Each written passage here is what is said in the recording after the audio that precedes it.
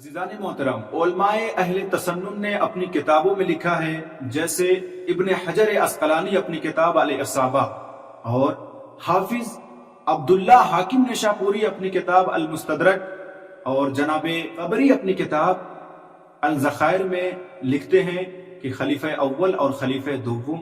دونوں جناب فاطمہ زہرا کی عیادت کے لیے حضرت امیر المومنین علی بن ابی طالب کے گھر آئے اور کہا، اے علی، ہم لوگ جناب فاطمہ کی عیادت کے لیے آئے ہیں۔ جناب امیر المومنین جناب فاطمہ زہرا کے قریب گئے اور کہا، اے بنت رسول خدا، یہ دو لوگ آپ کی عیادت کے لیے آئے ہیں، کیا آپ کی اجازت ہے کہ گھر میں داخل ہو جائیں؟ تو جناب فاطمہ نے کہا، یا ابن الحسن البیت بیتک، اے ابو الحسن، یہ گھر آپ کا ہے، وَأَنَا أَمَتُكَ وَالْحُرُّ أَمَتُكَ، اور میں آپ کی خدمت گزار ہوں، میں آپ کی زوجہ ہوں، افعل ما تشاء، جیسی آپ کی مرضی ہو۔ ایک مرتبہ وہ دونوں گھر میں داخل ہوتے ہیں اور بلا فاصلہ دونوں نے بی بی کو سلام کیا،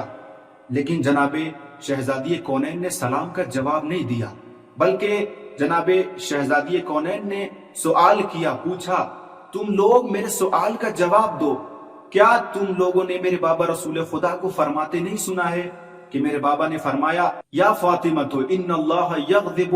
لغضبک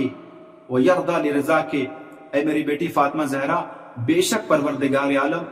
آپ کے غضب و غصے سے غضبناک ہوتا ہے اور آپ کی رضایت سے راضی ہوتا ہے۔ ایک مرتبہ دونوں نے برجستہ کہا، برملا کہا کہ بے شک یہ پیغمبر اسلام کی مشہور حدیث ہے، تمام کے تمام اصحاب کو اس بات کا علم ہے۔ جیسے ہی جناب زہرا نے ان باتوں کو سنا، فوراً اپنا منہ پھیر لیا، رخ موڑ لیا اور کہا کہ میں پھر تم لوگوں سے ہرگز راضی نہیں ہوں، اور یہاں تک کہ تم دونوں کی شکایت اپنے بابا رسول خدا سے کروں گی۔